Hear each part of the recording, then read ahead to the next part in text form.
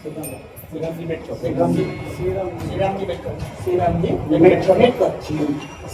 मेटकर यांनी माझा आजचं सौजन्य आहे, त्यांनाही सुद्धा धन्यवाद.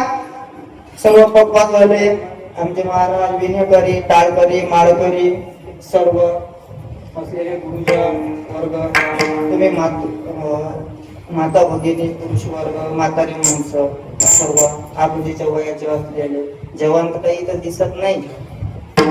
जवान असते सात्विक बोलले नाही सुट्टी काय लोक कीर्तनाला येत नाहीत महाराज. तुमच्या गावात आहे तरी एवढे एका जागेवर कीर्तनाला गेलो असं दोघं लोक एक होता आंधळे त्याला दिशे नाही, ते होतं बैर त्याला ऐकू येत नाही, एक तिसरं होतं विण्यावालं त्याचा एक पाय नव्हता एकाच पायावर होता. कठीण परिस्थिती आहे. हाय एवढ्या शुक्रिया म्हणून चालले विडाला आलेले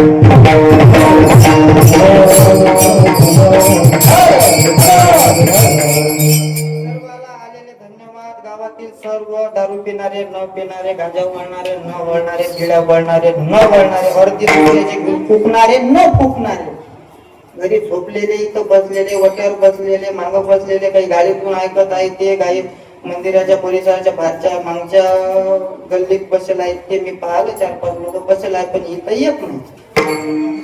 इथं महाराज लोक आलं तर काही मी डसत नाही, आलं तर मी काही डसत नाही.